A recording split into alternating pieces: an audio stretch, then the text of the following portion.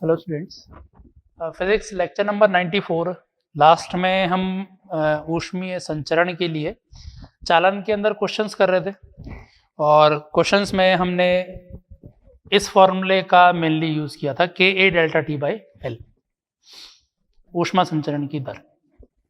ठीक है, श्रेणी समांतर क्रम देखा था। अब हम बात करने चाह रहे हैं इस वाले फॉर्मूले से रिलेटेड। ठीक है, मेनली अपना फोकस इस पे रहेगा। अब तो सबसे पहला क्वेश्चन अपना ये है कि एक तरफ तो तापमान 100 डिग्री सेल्सियस है, कांस्टेंट है। दूसरी तरफ जो है पानी दे रखा है, पानी है यहां पर कुछ 20 डिग्री सेल्सियस पर और पानी की मात्रा कुछ 1 किलोग्राम ही ले लो। ये छड़ दे रखी है, छड़ की चालकता के की वैल्यू दे रखी है कुछ 100 वॉट पर मीटर पर डिग्री सेल्सियस। लंबाई जो दे रखी है, लंबाई है कुछ 50 सेंटीमीटर और जो इसका अनुप्रस्थ काट क्षेत्रफल है, एरिया, वो एरिया दे रखा है अपन को 100 सेंटीमीटर स्क्वायर। कैलकुलेट ये करना है कि पानी का तापमान 20 डिग्री से 60 डिग्री कितने समय में हो जाएगा। तो पानी का तापमान 20 डिग्री सेल्सियस से 60 डिग्री सेल्सियस कितने समय में होगा, ये कैलकुलेट करना है अपन को। यहाँ पे एक चीज और मान रहे हैं कि यहाँ पर ये जो छड़ है इसकी विशिष्ट ऊष्मा बहुत कम है, नगण्य है। विशिष्ट ऊष्मा नगण्य का मतलब हम ये बोलना चाह रहे हैं Q बराबर mS डेल्टा टी। विशिष्ट ऊष्मा नगण्य है, नगण्य है मतलब जैसे ही थोड़ी बहुत भी ऊष्मा मिलेगी अपने आप तापमान बढ़ जाएगा। तो मतलब खुद ऊष्मा तापमान बढ़ाने के लिए ना के बराबर ले रहा है। तो जो भी ऊष्मा इधर से ले रहा है पूरी की पूरी इधर भेज रहा है और किसी तरह का रेडिएशन हम नहीं मान रहे। ठीक है ना, तो ये अपने अजम्पशंस है कि ऊष्मा संचरण केवल चालन के द्वारा हो रहा है और छड़ खुद का तापमान बढ़ाने के लिए ऊष्मा नहीं ले रहा है। अब होगा क्या कि एक तरफ से दूसरी तरफ ऊष्मा प्रवाहित होती हुई आएगी। ठीक है, एक हिस्से से दूसरे हिस्से की तरफ ऊष्मा प्रवाहित हो रही है। अब इस ऊष्मा प्रवाह की जो दर है dq बाई डी टी बराबर K A D T by D L, ये तो है बेसिक। लेकिन क्या ये लगा सकते हैं, क्योंकि ये तो लगा सकते हैं, ये तो जनरल है, लेकिन क्या ये वाला फॉर्मूला लग जाएगा अपना? अगर ये लग जाएगा तो ये कैलकुलेशन क्यों करनी है, ये D T by D L क्यों लिखना है, ये लिख देंगे। तो जरा देखो, ऊष्मा संचरण की दर के कांस्टेंट है पूरे छड़ का, ए भी कांस्टेंट है पूरे छड़ का हर एक जगह। Delta T by L, delta T क्या है? तापमान में अंतर शुरुआत में है 80, लास्ट में जब ये 60 हो जाएगा, ये 100 हो जाएगा, तो लास्ट में अंतर आ जाएगा 40 का। तो 80 से 40 ये अंतर बदल रहा है, लंबाई इसकी कांस्टेंट है। तो ये वेरिएबल है, लेकिन यहाँ पर तापमान के साथ ये वेरिएबल नहीं चेक करें, हम चेक करें कि दूरी के साथ ये बदलता है कि नहीं बदलता। इनमें से वैल्यू समय के साथ साथ बदलता हुआ हो सकता है, लेकिन दूरी के साथ बदलाव है कि नहीं है वो चीजें देखनी है। तो यहां पर दूरी के साथ इनमें से कोई चीज नहीं बदल रही है, डेल्टा टी पूरा तापमान में अंतर है। तो ये जो चीजें हैं मेनली इन पे फोकस करो। के और ए जो है वो दूरी के साथ नहीं बदल रहे, इसलिए ये भी लिखोगे तो भी कन्वर्ट होके यही आना है। बात समझ में आई? तो इसलिए यहां पर हम फॉर्मूला ये यूज कर रहे हैं, dq बाई डी टी बराबर K A delta T by L. इसकी अभी जरूरत नहीं पड़ रही है। अब वो जो डेल्टा टी है वो समय के साथ बदलता हुआ है, तो समय के साथ बाद में देखेंगे, हम तो किसी एक पर्टिकुलर समय पे देख रहे हैं। किसी समय टी पर कि ऊष्मा संचरण की दर क्या है, तो किसी एक समय पर ऊष्मा संचरण की दर क्या है? माइनस के A delta T by L, किसी एक समय पर। और उस समय पर तापमान जो पानी का मान रखा है वो T डिग्री सेल्सियस ले लिया। ठीक है, तो ऊष्मा संचरण की दर आ गई माइनस के कितना? 100। ए 100 सेंटीमीटर स्क्वायर है, सेंटीमीटर तो ये होता स्क्वायर, ये सॉरी स्क्वायर के लिए 4 हो गया, ये मीटर क्यूब में मीटर स्क्वायर में बदले के ए लिखा, डेल्टा टी 100 माइनस टी लिखा, क्योंकि हम किसी भी जनरल समय की बात कर रहे हैं, शुरुआत और आखिरी की बात नहीं करेंगे। ये नहीं कि शुरुआत में डेल्टा ये निकाल लिया और उसको ही काम में ले लिया, क्योंकि डेल्टा टी हर समय पर बदलता हुआ है, तो किसी भी जनरल समय पे लिखना पड़ेगा अपन को। तो ये लिखा बाई एल था, एल की वैल्यू है 0.5, 50 सेंटीमीटर था। तो ऊष्मा संचरण की दर जो आ गई 100 तो पूरा कैंसिल कर दो, है ना, ये दोनों, और 0.5 को 1/2 लिखेंगे, 2 ऊपर आ जाएगा, -2, 100 माइनस, ये माइनस क्यों लिखा, नहीं था ये माइनस, ये सही है। तो ऊष्मा संचरण की दर क्या आ गई, तापमान पे निर्भर होती हुई आ गई, कि इधर का जैसा तापमान होगा वैसा ही होगा। तो किसी एक समय पर तो ऊष्मा संचरण की दर ये है, लेकिन अगले ही समय पर ऊष्मा संचरण की दर बदल जाएगी, क्योंकि अगले समय पर तापमान बदल जाएगा।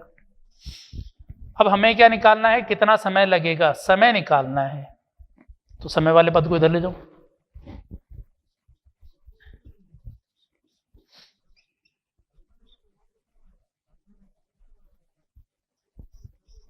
समय वाले पद को इधर ले गए, सही है। समय को अब इधर ले गए, तो अब ये वाला भी अलग वेरिएबल है, डी क्यू, टी अलग वेरिएबल है, डी टी अलग वेरिएबल है, तो अभी इंटीग्रेशन जैसा पद नहीं बना है। कांस्टेंट होता तब तो सीधे लिख देते कि इनटू समय ये कुल ऊष्मा आ गई, कांस्टेंट नहीं है। तो अब होगा क्या कि जैसे ही थोड़ी सी ऊष्मा जाएगी तापमान बढ़ेगा, तो इस ऊष्मा और इस तापमान में और रिलेशन निकालना है। तो थोड़ी सी ऊष्मा जाते ही इधर का तापमान बदलेगा, Q बराबर mS/dt, सही है ना। थोड़ी सी ऊष्मा जाते ही तापमान में वृद्धि हो गई dt से, तो dq की वैल्यू रख दो, ms की वैल्यू रख दो पहले। तो m कितना है, 1 किलो। विशिष्ट ऊष्मा कितनी है पानी की, 1, लेकिन 1 क्या, कैलोरी पर ग्राम पर डिग्री सेल्सियस, इसको जूल में बदलना है। तो जूल में ये हो जाएगी 4200 जूल, बदल के देख लेना, या वैसे इकाई लिख दो एक बार, 1000 ग्राम, ये कितना, 1 कैलोरी, कैलोरी को जूल में बदल दिया, प्रति ग्राम डिग्री सेल्सियस, ग्राम में इसलिए छोड़ दिया, इधर से कट जाएगा, और ये आ गया dt। तो dq की वैल्यू आ गई, इसको गुणा करोगे तो वही 4200 ही आ गया। अब जो ग्राम ग्राम से कट गया, जूल में आ जाएगा, dt ये आ गया, सही है। तो ये तो हमने ऊष्मा संचरण की दर निकाली, ये निकाल ली कि ऊष्मा संचरित होगी तो होगा क्या, दूसरी तरफ तापमान कैसे बदलेगा। अब इसको रख दो इसमें, तो 4200 dt बाई dt बराबर 200 माइनस टी। अब हो गए दो ही वेरिएबल। तो जब भी इंटीग्रेशन में इस तरह से बन जाए, मतलब समीकरण में इस तरह से बन जाए कि dt दिख रहे हैं, दो अलग अलग वेरिएबल है, तो दोनों को अलग अलग ले जाओ। 4200 आधा कर दो, 2 से कट गया, इसलिए 2100 dt by T, dt by 100 minus T, इसको नीचे ले आए, बराबर इधर है गया dt। अब इंटीग्रेट कर दो, 1/t की जैसे है, t के साथ गुणा हो रहा है उसको भाग में ले आएंगे, तो t के साथ गुणा हो रहा है -1, -1 को भाग में ले जाओगे तो -1। फिर 1/t का इंटीग्रेशन होता है log 100 माइनस टी।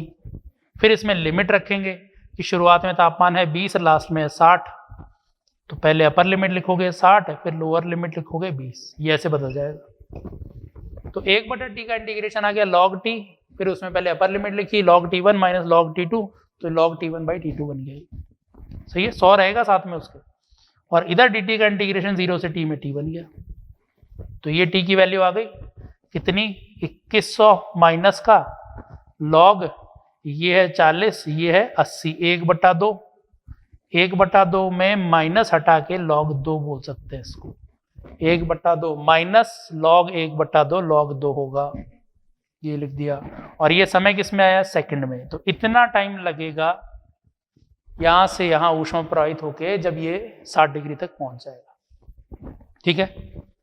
तो सबसे मेन यहाँ पे इंपॉर्टेंट चीज़ क्या थी, समझने के लिए चीज़ क्या थी, कैलकुलेशन समझने के लिए नहीं थी, समझने की चीज़ ये थी कि dq/dt बराबर k a delta t by L कब लगाते हैं, जब k और a कांस्टेंट होता है तो दूरी के साथ।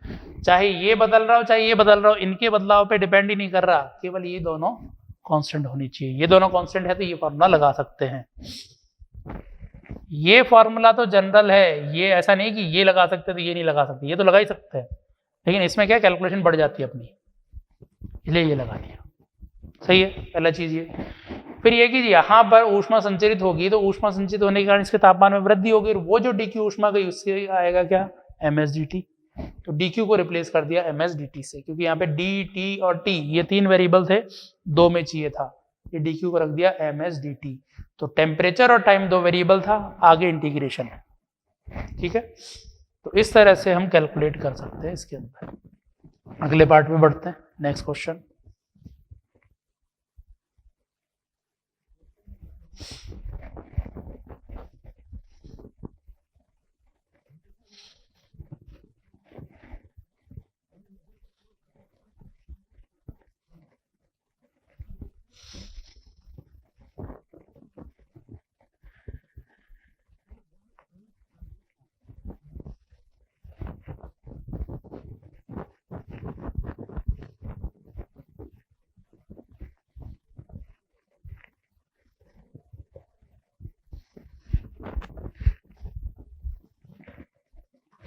नेक्स्ट क्वेश्चन कुछ इस तरह से है कि एक झील में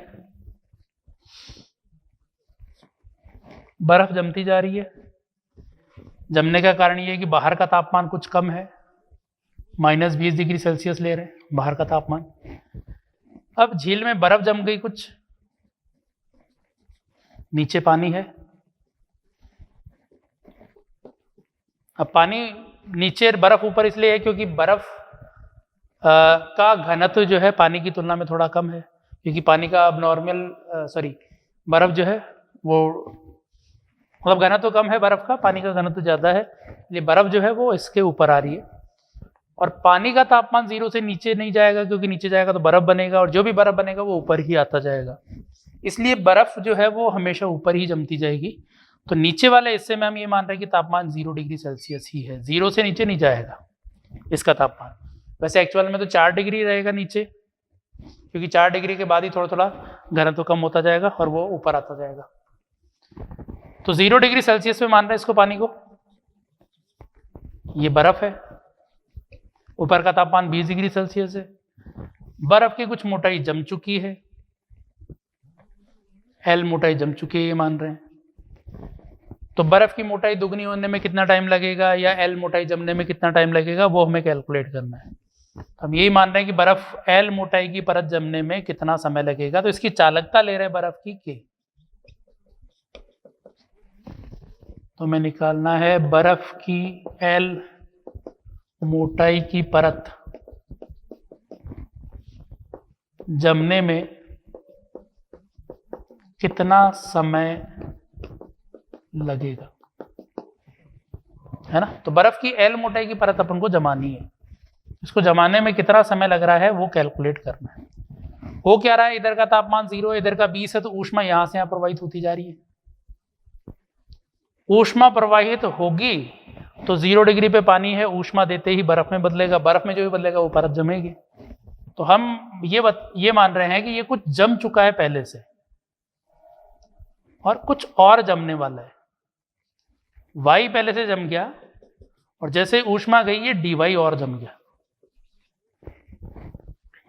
बात समझ में आ गई। तो dy हिस्सा जमा, मतलब dy हिस्से के अंदर से जो भी ऊष्मा गई वो बाहर चली गई और उसकी वजह से ये जम रहा है। इसकी मोटाई आएगी कुछ ना कुछ dy, मतलब इसका द्रव्यमान आएगा कुछ dm। तो वो dm और इस ऊष्मा में हमें रिलेशन निकालना है। तो देखो ऊष्मा संचरण की दर कितनी है। जनरल इसीलिए लिया है क्योंकि सीधा 0 भी नहीं ले सकते, 0 लेने पर ऊष्मा संचरण की दर अलग है। L मोटाई होगी तब ऊष्मा संचरण की दर अलग होगी, तो कोई जनरल हमने ले लिया।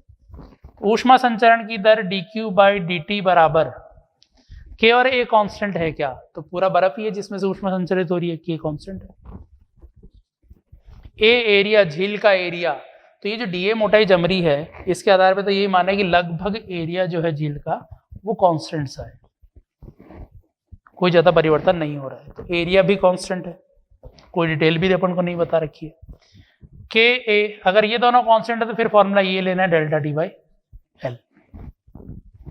पिछले क्वेश्चन में तो क्या था, डेल्टा टी वेरिएबल था, एल कांस्टेंट था, ये था पानी का तापमान 60 से 20 से 60 हो रहा था। इस बार क्या है, डेल्टा टी कांस्टेंट है, एल वेरिएबल है। एल कैसे, ऊष्मा संचरित जिधर हो रही है वो पहले वो वाई मोटाई है, धीरे धीरे बढ़ती जाएगी, तो ये वेरिएबल है, इसको वेरिएबल के पदों में लिखेंगे, ले क्या रखा है वाई। तो ये फॉर्मूला लिख रहे हैं, तो ऊष्मा संचरण की दर के ए डेल्टा टी, तापमान में अंतर कितने का 20 का, डेल्टा टी की फॉर्म में निकाल रहा हूं अभी लास्ट, क्योंकि सारी चीजें वेरिएबल ही है अपने पास, और इसको लिख दिया वाई। ठीक है, तो ऊष्मा संचरण की दर में ये पद तो कांस्टेंट रह गए तीनों, ये वेरिएबल रह गए, मतलब वाई के अनुसार बदलेगा। तो नियत दर से ऊष्मा नहीं दे रहा, नियत दर से दे रहा होता तो हम ये बोल देते कि ऊष्मा प्रति सेकंड इतनी जा रही है, इनटू समय से गुणा कर दो, जो अपन ने पहले क्वेश्चन किया हुआ लास्ट लेक्चर में, कि ऊष्मा दर नियत है, इनटू समय से गुणा कर दो, कुल ऊष्मा आ गई, कुल ऊष्मा को ml बोल दो, बर्फ जमानी है इसलिए। लेकिन क्या है कि दर कांस्टेंट नहीं है, इसलिए ये नहीं लिख सकते, तो हम छोटे से ऊष्मा जाने पर ही बात करेंगे। तो एक रिलेशन ये आ गया, दूसरा ऊष्मा संचरित होने पर, संचरण पर क्या हो रहा है, बर्फ जम रही है, कितनी बर्फ जम रही है, डीएम मान लो, छोटी सी ऊष्मा गई है डीक्यू, तो डीक्यू बराबर M L, latent heat of fusion. Value किन्हीं किन्हीं लिख रहा हूं, सारे जो कांस्टेंट है उनको बाद में देखेंगे, वैल्यू रख दिया इसके अंदर। तो रखने पे वैल्यू क्या आ गई, D M L F by D T बराबर K A delta T by Y. अब फिर से वही देखना है, वेरिएबल कितना है, द्रव्यमान बदलेगा, कुल द्रव्यमान बताना है, समय वेरिएबल है, ये constant constant constant, temperature constant, Y variable, 3 variable है। तो वाई को एम के पदों में या एम को वाई के पदों में लिख दो कि ये डीएम जो जमा है वो कितना है, घनत्व इनटू आयतन, आयतन क्या बोलेंगे, क्षेत्रफल इनटू लंबाई। तो ये जो छोटा सा हिस्सा डी वाई मोटाई का जमा है वो पूरे एरिया में जमा है, तो डी वाई इंटू एरिया पूरा आयतन हो गया, आयतन इंटू घनत्व द्रव्यमान हो गया, तो ये डीएम की जगह वैल्यू रख देंगे। आगे इधर लिख रहा हूं, तो डीएम की जगह वैल्यू लिख दी रो ए डी वाई बटा डी टी एल एफ बराबर K A delta T by Y. अब वेरिएबल क्या है, डी वाई है, ये कांस्टेंट कांस्टेंट, डी टी, दो वेरिएबल हो गए डी वाई और डी टी, एक हट गया, वाई एक तरफ ले जाओ, डी टी एक तरफ ले जाओ, और क्या क्या कांस्टेंट है, रो एल एफ। कैलकुलेट क्या करना है, समय निकालना है, तो इनको इधर ले जाओ फिर कांस्टेंट को, ये सारे कांस्टेंट, इधर रह गया केवल समय वाला पद, सही है, कांस्टेंट हो गए, वाई वाला पद हो गया, इधर समय वाला पद। अब इंटीग्रेट कर दो, तो परत की मोटाई किसी भी जनरल लिख रहा हूं पहले मैं, किसी भी L1 से L2 जमानी है, अगर 0 से जमानी है तो 0 से L1 लिख देंगे, दुगनी करनी है तो L से 2L लिख देंगे, जो भी करना है वो यहां से कैलकुलेट कर सकते हैं। इधर 0 से T लिख दूंगा मैं, तो यहां से ये कांस्टेंट आ गया पूरा, इधर इसका इंटीग्रेशन आ गया वाई स्क्वायर बाई 2, 2 इधर ले जाओ, वाई स्क्वायर की लिमिट रखेंगे तो अंतिम माइनस प्रारंभिक, और इधर आ जाएगा टी। तो इतना समय लगना है किसी L1 मोटाई से L2 होने में। तो हम बोल सकते हैं कि अगर 0 से है, प्रारंभिक अगर 0 है, L1 बराबर 0 है, तो हम बोल सकते हैं कि टी समय जो लगेगा वो मोटाई के वर्ग के समानुपाती है। तो मेन ये चीज अपने काम में आएगी कि टी मोटाई जमने में जो समय लगे, कोई एल मोटाई जमने में जो समय लगेगा वो मोटाई के वर्ग के समानुपाती है। मान लो क्वेश्चन में ये बोल दिया कि शुरुआत में 10 सेंटीमीटर जमने में समय लगा 1 घंटा, ठीक है, तो शुरुआत से 20 सेंटीमीटर जमने में कितना टाइम लगेगा, तो समय जो लगेगा वो मोटाई के वर्ग के समानुपाती होगा।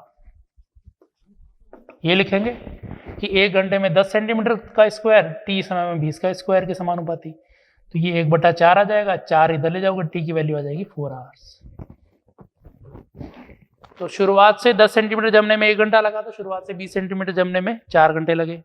लेकिन क्वेश्चन ऐसे पूछा होता है कि टी मोटाई हो रखी है, उससे दुगने होने में कितना टाइम लगेगा। तो 10 हो रखी है, 10 से 20 होने में कितना टाइम लगेगा। तो 10 से 20 होने में टाइम कितना लगा, 10 होने में 1 घंटा, 0 से 20 होने में 4 घंटे, तो 10 से 20 होने में 3 घंटे लग रहे। ठीक है, तो ये चीज ध्यान रखनी है कि शुरुआत से एल मोटाई जमने में जो समय लगेगा वो मोटाई के वर्ग के समानुपाती है।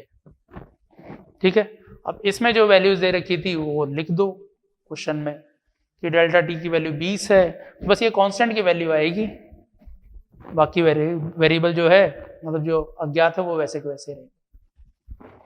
ठीक है, आगे बढ़ते हैं अगले क्वेश्चन पे।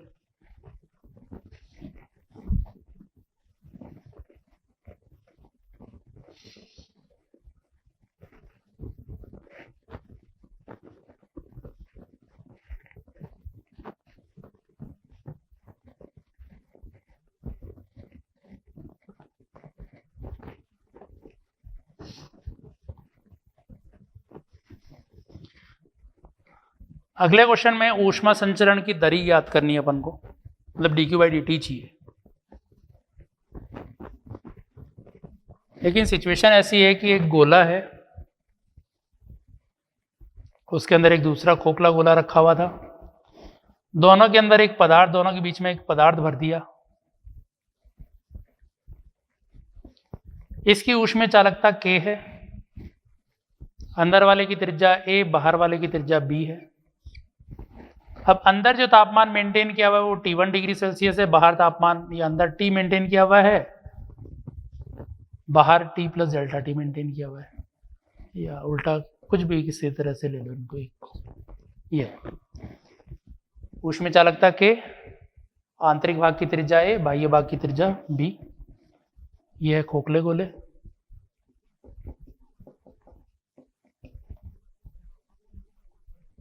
ये वाला और ये था।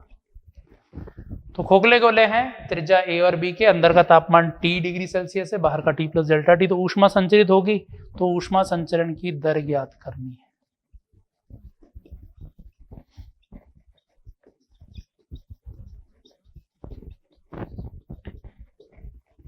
ये क्वेश्चन तो देखो, ऊष्मा संचरण की दर, ऊष्मा किधर से किधर जाएगी, बाहर का तापमान ज्यादा, अंदर का कम, तो बाहर से अंदर की ओर ऊष्मा प्रवाहित होती हुई आ रही होगी।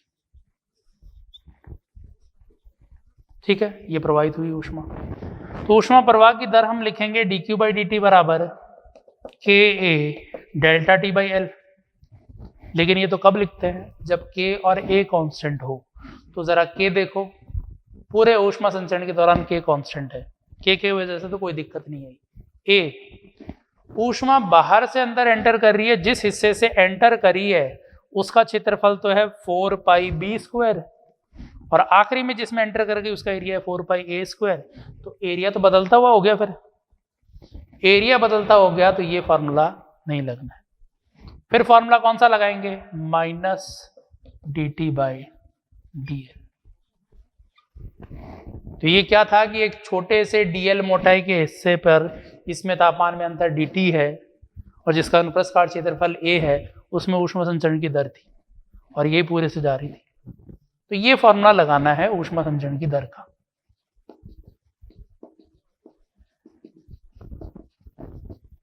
ठीक है, तो लगाते हैं जरा। तो करें क्या कि एक एलिमेंट लें छोटा सा, उसमें से ऊष्मा संचरण की दर लिखनी है। तो जब भी गोले के अंदर, ठोस गोले के अंदर एलिमेंट लेना हो तो हम खोखला गोला एलिमेंट लेते हैं। यहाँ पे भी वही करना है, हमें एलिमेंट लेना है खोखला गोला इसके अंदर।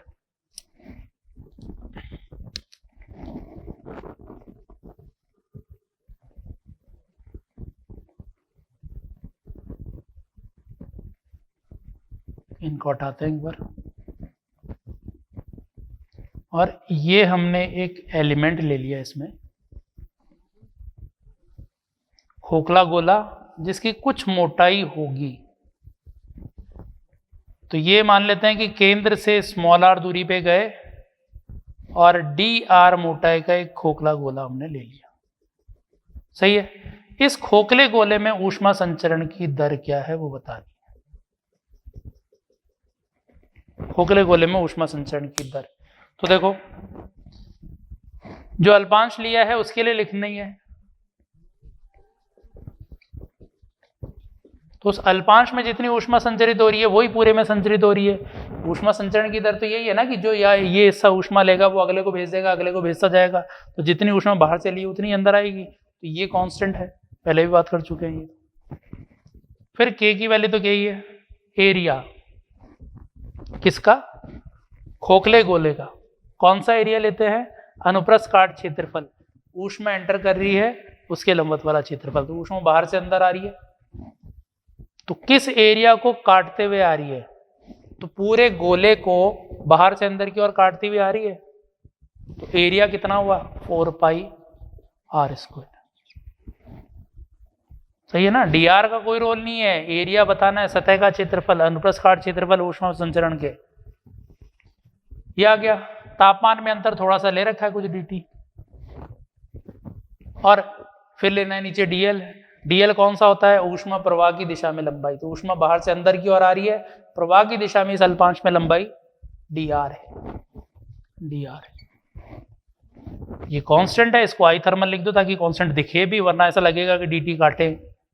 किसी समय पे नहीं पूछा है, शुरुआत में पूछा है ऊष्मा, मतलब ऊष्मा संचरण की दर पूछी है, ऊष्मा नहीं पूछी है कि अपन ये लिखेंगे dt से मल्टीप्लाई करेंगे, पिछले क्वेश्चन में किया था वैसे। dt को मल्टीप्लाई नहीं करना है कहीं पे भी, अपन को तो यही चाहिए, बस यही वैल्यू चाहिए, इसलिए आई थर्मल बोल दिया ताकि कांस्टेंट दिखे। अब जो वेरिएबल है आर वाले पद एक तरफ ले जाओ, ये 4 पाई के रहने दो इधर ही, dt इधर ले जाओ, सॉरी dr नीचे चला जाएगा आर स्क्वायर, ये कांस्टेंट है, इधर रह गया dt, और कुछ बचा, आई थर्मल इधर का इधर है, 4 पाई सारी चीजें इधर ही है, आर इधर ले गए, बराबर ही।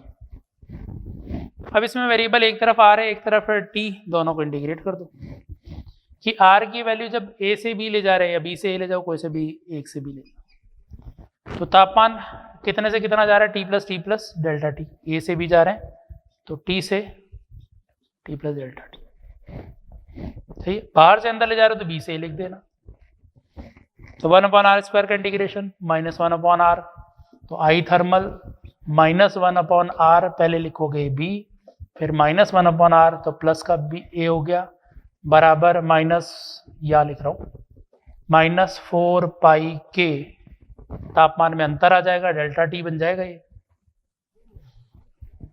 तो आई थर्मल बराबर आ गया, इसको मल्टीप्लाई कर दो, b प्लस का a माइनस का आ जाएगा, सही है ना, तो ये बन गया b माइनस a/ab, आई थर्मल गुणा बराबर 4 पाई के डेल्टा टी माइनस, किसी जगह एक जगह अपन ने गड़बड़ कर दी इसलिए माइनस प्लस थोड़ा गड़बड़ा गया, ये पॉजिटिव है ना, ये पॉजिटिव है, ठीक है, तो किसी एक जगह माइनस प्लस की गड़बड़ हो रखी है इसलिए माइनस साइन एक्स्ट्रा आ गया।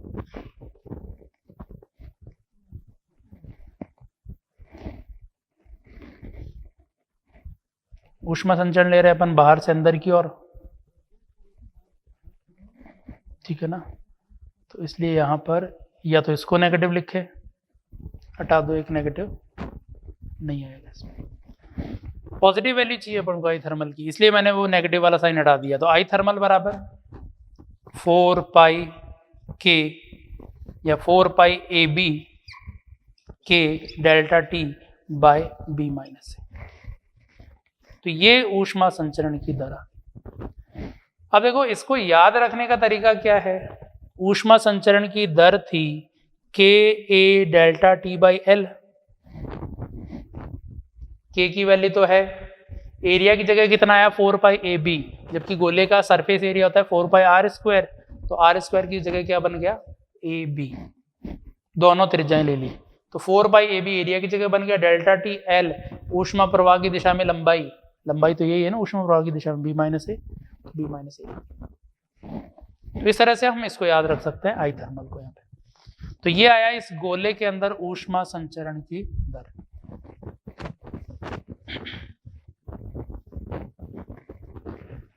अब अगले क्वेश्चन में गोले के बजाय ये है एक बेलन, बेलनाकार सतह।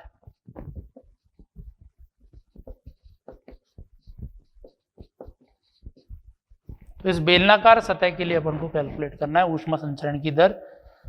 वही तापमान पहले की जैसे, सब कुछ वैसे ही है।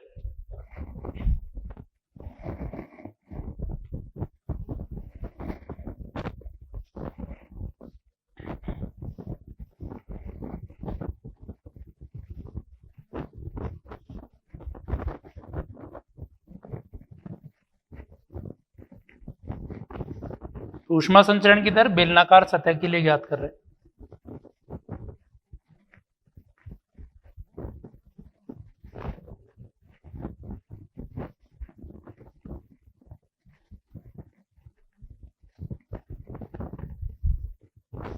बेलनाकार सतह ही बना देते हैं।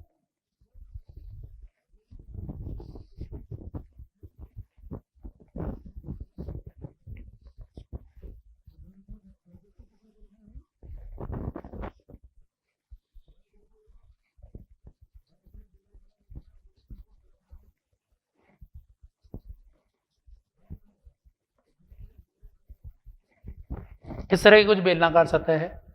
इसका जो बीच वाला हिस्सा है के चालकता का पदार्थ है, लंबाई है L, आंतरिक भाग की त्रिज्या है A, बाह्य भाग की त्रिज्या है B।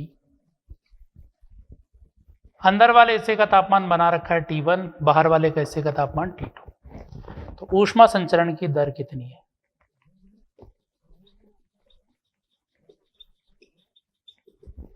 ठीक है, वो ज्ञात करनी है इसमें। देखो कई बार तुम्हें क्वेश्चन ये इस तरह से भी मिल जाएगा कि T1 T2 यहां ना लगा के ये बोल दिया होगा कि एक तरफ T1 है एक तरफ T2 है। तो इसमें कोई ज्यादा कैलकुलेशन नहीं है, तो सबसे सिंपल पार्ट है। ऊष्मा संचरण की दर क्या होगी? K, पूरे में K सेम। एरिया, जिस भाग से ऊष्मा एंटर कर रही है तो वो एरिया कितना है? पाई B square minus A square. सही है। तो के ए डेल्टा टी तापमान में अंतर बाई लंबाई L, क्योंकि कोई वेरिएबल नहीं है यहाँ पे, सारे कांस्टेंट रह गए, इसलिए ये ऊष्मा संचरण की दर आ गई। कब? एक तरफ T1 एक तरफ T2 देके इस तरह से पूछा हो। लेकिन हम कैलकुलेट कर रहे हैं अंदर T1 है बाहर T2 है। अब ऊष्मा संचरण की दर क्या है? तो ऊष्मा संचरित हो रही है, या तो अंदर से बाहर की ओर ले लो या बाहर से अंदर की ओर ले लो। तो ऊष्मा संचरित होती हुई जा रही है, तो दर लिखेंगे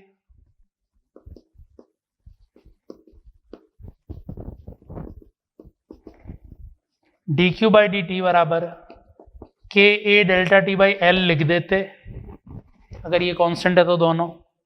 के ऊष्मा संचरित हो रही है, उधर कांस्टेंट है के। एरिया कांस्टेंट नहीं है, अंदर वाले हिस्से से जब एंटर कर रही है तब एरिया है बेलन का, ये वाला सतह का area 2 pi R into L. ठीक है, 2 पाई ए इंटू एल से एंटर कर रही है, और जब बाहर निकल रही है तब एरिया है 2 पाई बी इंटू एल, बेलनाकार सतह का एरिया। तो एरिया वेरिएबल है इसलिए ये नहीं लिख सकते, लिखेंगे क्या? माइनस के A D T by D L. सही है। अब वैल्यूज लिखनी है तो एक छोटा सा हिस्सा लो, इसके अंदर अल्पांश लो।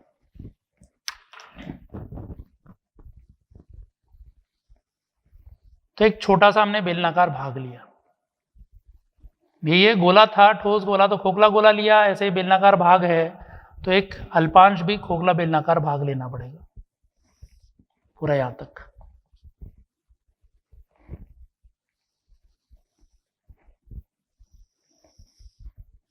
सही है।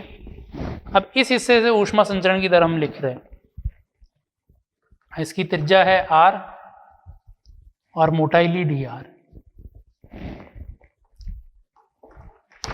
तो लिख दें ऊष्मा संचरण की दर, ये तो कांस्टेंट होगी, जितनी ऊष्मा अंदर वाले हिस्से से लेगी उतना बाहर भेजेगी, ये बेलनाकार सतह।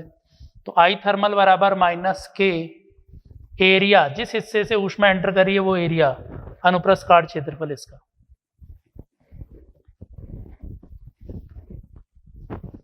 तो के ए लिखें इसका एरिया, तो जिस भाग से एंटर करिए उसका एरिया कितना हो गया? बेलनाकार area 2 pi R into L, 2 pi R into L, L पूरा ही आएगा। तापमान में अंतर dt, मोटाई है इसकी dr। तो ये हुआ इस छोटे से भाग के लिए ऊष्मा संचरण की दर। अब इसमें वेरिएबल कितने हैं, एक r वेरिएबल है, t वेरिएबल है, l कांस्टेंट, k कांस्टेंट, सारे कांस्टेंट है। तो दोनों वेरिएबल को अलग साइड साइड में कर दो, इधर dr/r कर दो, आई थर्मल को रहने दो इधर ही। इधर आ जाएगा -2πkL dt, सही है। अब दोनों साइड इंटीग्रेशन लगा दो, कांस्टेंट कांस्टेंट 0 से, सॉरी r की लिमिट a से b, dt की लिमिट t1 से t2। तो इधर आ गया आई थर्मल 1/r का integration log r, upper limit divide by lower limit. Log में तो ऐसे बन जाता है क्योंकि लिखते log b minus log a, जो बन जाता है log b बाई a, बराबर -2πkL dt का इंटीग्रेशन t, तो बन गया t2 माइनस t1। तो आई थर्मल आ गया इधर। अब अंदर से बाहर की ओर ऊष्मा बोली थी अपन ने, और वही लिखा है अंदर से बाहर की ओर। तो T2 कम है, T1 ज्यादा है, माइनस लगा हुआ है, पलट के लिख दो ताकि पॉजिटिव बन जाए। तो 2πkL delta T by log b by a। अब ये भी पॉजिटिव है, सारा पॉजिटिव बन गया, सही बन गया इस बार तो, कि आई थर्मल क्या है, अंदर से बाहर की ओर जो ऊष्मा जा रही है वो इतनी है। समझ में आया? अब यहाँ पर पहले वाले की जैसे रिलेट नहीं हो पा रहा है क्योंकि लॉग में रह गया, तो यहाँ पे ये जरूर लिख सकते हैं कि इसका जो आर थर्मल है, तुल्य प्रतिरोध जो है, पहले वाले में आर थर्मल था कितना, L बाय के ए, एरिया लिखा था 4πAB।